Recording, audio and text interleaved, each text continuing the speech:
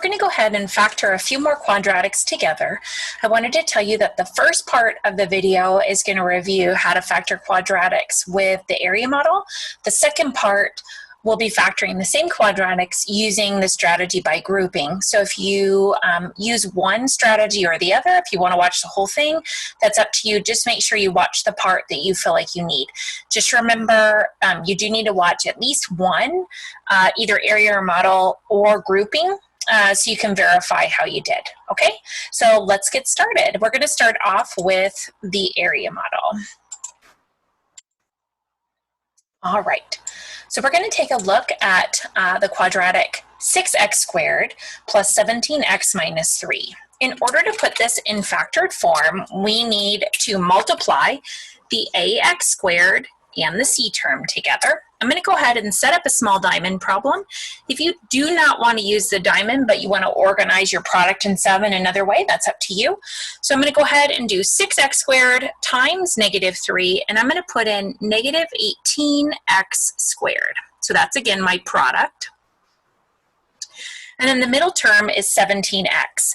So that, again, needs to go down here in the sum. What we're doing is we're trying to identify what two terms were combined together to get 17x. Because remember, when we start off with two binomials and we multiply them, we multiply 4 times. And in the final answer, we only have 3 terms in our product. So we want to verify again, what are the two quantities that were combined together to get 17x? And we're going to do that finding factors of negative 18 that add together to get a positive 17. Now I'm going to go ahead and list my factors of 18. 18's factors are 1 and 18. Don't forget about that one. A lot of times people do forget. So 1 and 18, I have 2 and 9 and 3 and 6. Now, if my product is negative, I know at least one of the factors has to be negative. So when I combine them together, even though it says sum, really if one of my factors is negative, I'm going to actually be subtracting or having some negative values in there. So if my sum is positive, that means I know that the larger factor has to be positive and the smaller factor has to be negative. So let's go ahead and take a look at 18 and 1. If I put the negative on the 1 and left the 18 as positive, when I add those together, I would get a positive 17. So that's the selection that I'm going to use for the factors, okay? So I'm going to put in negative 1x and I will put in 18x here. Now, if I'm using my area model, what I'm going to do, I know I have multiplied 2 binomials together, so I'm going to have a 2 by 2 rectangle. I'm going to go ahead and put my ax squared right here in the lower left-hand corner, and then my c in the upper right. And then I'm going to go ahead and put in my negative 1x in one of the boxes, and then my 18x in the other box. Now, in order to find the factors, what I'm going to be doing is identifying the greatest common factor of every row and column. So the greatest common factor of this column right here, so if I cover this up, sometimes a Post-it or a finger works nicely just to cover that up. The greatest common factor of 18 and 3 is going to be 3. I don't see any variables in common. We're going to hold off on the sign right now, so we're just going to keep it a positive. Greatest common factor of 6x squared and negative 1x, I'm going to go ahead and put x here. The greatest common factor of 6 and 1 is just 1. Now I'm going to go ahead and find the greatest common factor of this row. Now, do you notice how both of these are negative, both of these terms? A little bit different than the original example I gave. So if I have 2 quantities that, let's say they're both positive or both negative, you can go ahead and pull a greatest common factor out of that sign. Greatest common factor of 1 and 3 is 1, and I'm going to go ahead and make that a negative. And then that final one, greatest common factor of 6 and 18 is 6. And we want to do greatest common. We know other factors like 3, so on and so forth are there. But the greatest common factor here is 6. And they both have a variable in common, x. So if I was going to go ahead and write out my factors here would be 6x minus 1. And my other factor would be x plus 3. Even though there's no positive here in front of those, we're going to say that it's positive. And let's quick do a multiplication through. So 6 times x is 6x squared. 6 times 3 is 18x. Negative 1 times x is negative 1x, and then negative 1 times 3 is negative 3. And sure enough, when I combine these middle two terms, I would get that 17x. Remember, this is just a quadratic, not one that we would graph. The only way we would graph this particular quadratic if we set it equal to y. So if I did have this quadratic set equal to y, general form to factored form, just make sure you include the y value. All right, let's go ahead and take a look at the second one. 2x squared plus 7x plus 6. We're going to do the same thing. What we're going to do is we're going to set up that diamond problem. We're going to multiply 2x squared and 6 to get 12x squared. And then we're going to take this middle term, 7x, and place it right down here in the sum. Factors of 12 would be 3 and 4, 1 and 12, and 2 and 6. And sure enough, the only two that add together to get a positive 7 are 3 and 4. So I'm going to put 3x in one and 4x in the other. Again, we're going to draw our area model, a 2 by 2 rectangle, putting our ax squared, which happens to be 2x squared, in the lower left-hand corner, and my c in the upper right, which is 6. And then I'm going to place the 3x in one of the boxes and 4x in the other. Remember, it doesn't matter. I could put 4x here and 3x here. That does not matter. All right, let's go ahead and pull out those common factors. So common factor of this particular column, 6 and 4, would be 2. 2 goes into 4 and 6. Remember, we don't want to see how many times 4 goes into 6. We want to find greatest common factor.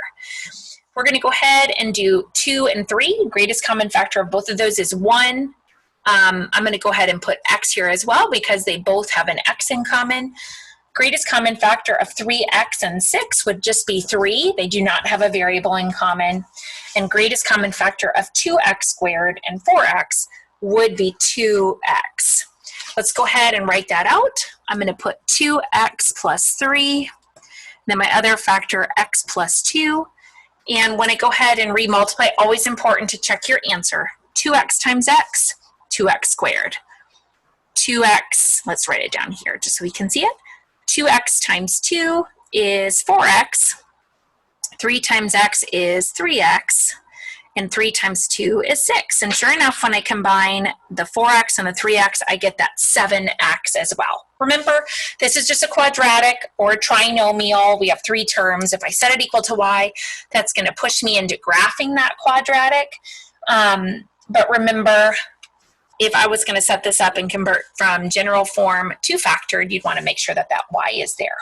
Okay, so if you are working on the area model, I would stop the video there. If you are just joining, again, for that grouping, I'm going to show you the same 2 problems, but factoring by grouping. Okay, so here we go. All right, so when we factor by grouping, we're going to take a look at these 2 quadratics today. We're going to have 6x squared plus 17x minus 3 first. So what I'm going to do is set up my diamond problem. Again, if you don't want to organize your product and sum with a diamond problem, if you want to organize it differently, that's up to you. But we're going to take our ax squared and our c term, and we're going to multiply them together. So I would get negative 18x squared. And then my sum would be that bx term, which is 17x. I'm going to go ahead and list out all my factors of 18. I have 3 and 6, 2 and 9, and 1 and 18. Don't forget about that one. That one definitely gets forgotten sometimes. Now, if my product is negative 18, that tells me that at least one of the factors has to be negative. But with my sum being 17, that tells me that the largest factor has to be positive. So as I go through and look at all the combinations, remember, especially if one of your factors is negative, there's going to be some subtraction that goes with that. I'm going to go ahead and put the negative right here on the 1 to show you that I'm going to use this set of factors. So 18 minus 1 is 17. 18 times negative 1 is negative 18. So I'm going to put in negative 1x and I'm going to put in 18x. All right, so if I'm going to factor by grouping, remember when I multiply binomials to get my final answer, I usually have 4 products, and then we have to combine the 2 terms with the x to get 17. So I'm going to go ahead and write out the 6x squared. I'm going to write out the -3, and I'm going to place the -1x and the 18x right inside. Now, I'm going to go ahead and group them together with parentheses, and we're going to find the greatest common factor of each parenthesis, okay? Biggest number that goes into both 18 and 3 is 3, and then I'm going to write down what's left over after dividing them both by that greatest common factor. So 18 divided by 3 is 6. Don't forget the x. And remember, if you just want to double check your answer, 3 times 6x is 18x. And then 3 goes into -3 one time, but remember it has to be negative. So 3 times -1 is -3. I'm going to go ahead and put my plus sign down. And let's find that greatest common factor of the first parenthesis. So greatest common factor of both of the numbers happens to be 1, but also they both have an x in common. So I'm going to write 1x, or you can just put x on the outside. And then if I look at this one, if I take 6x squared and divide it by x, kind of do the opposite of the multiplication, which is division, I would get 6x here. And then if I did -1x divided by x, or thought about what I would have to multiply by x to get -1x, it would be -1. Now at the end, you're going to notice that 2 factors here are exactly the same. That's what should happen. So if this doesn't happen right here, then you know you need to go back and look at your greatest common factors. So that's my first factor, 6x minus 1. And then the second factor would be the x plus 3. Now, when you write your factors, please make sure you write your parentheses right next to each other, because they are factors, you are multiplying, and it's always good to double check your answer. So 6x times x, if I FOILed it, would be 6x squared. 6x times 3 is 18x. -1 times x is -1x, and then -1 times 3 is -3. So therefore, if I combine these two together, I would end up with that product like I started with, or the quadratic in general form. Remember, if I was graphing this and wanted to change the actual general form equation to a factored form equation, you would have it set equal to y. All right? Let's take a look at the second one by grouping. So again, I'm going to set up my diamond problem. If you choose not to, that's up to you how you organize. I'm going to multiply 2x squared and 6 to get 12x squared, and my sum of 7x. Factors of 12 are 3 and 4, 1 and 12, 2 and 6. Don't have to worry about any negatives here. So my final answer, let me scooch my little picture over here. So we got it. When I think about the 2 quantities that add together to get 7, but multiply together to get 12, I am going to use today 3 and 4. So I'd put 3x and 4x. Remember, our goal is at the end here to be able to get 4 terms. So I'm going to write 2x squared, I'm going to write 6, and then I'm going to place these 2 terms right inside, the 2 that actually combine together to get 7x.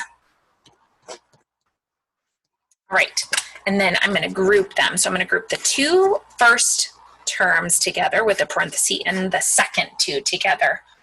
Not the second 2, but the first 2 and the last 2. How about that?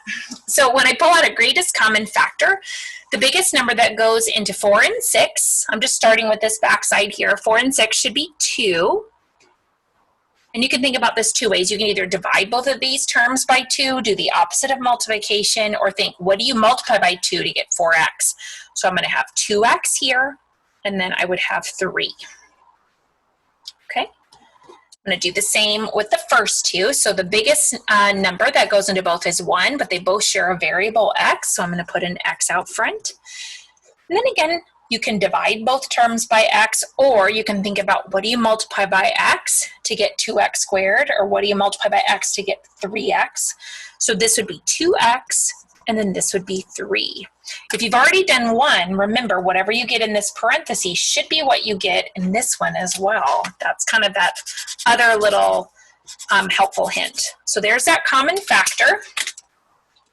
I'm going to write 2x plus 3 for one of the factors, and then the other one should be x plus 2. And then when I go to remultiply, just to verify, 2x times x is 2x squared. 2x times 2 is 4x. 3 times x is 3x, and 3 times 2 is 6. And sure enough, if I combine these two terms together, I would go back to that 7 from the very beginning. Again, just remember, if you are just factoring, just to find out what two binomials you actually multiplied together to get this product, we call it a trinomial, 3 terms, but it is a quadratic relationship because of the x squared. It's okay to just factor, but if you're asked to convert forms, make sure again that you do put that equal to y. So hopefully, as you looked at these two examples, remember if you used factoring by the area model, or if you did factoring by grouping, hopefully these last two examples helped your understanding, and good luck on your practice today.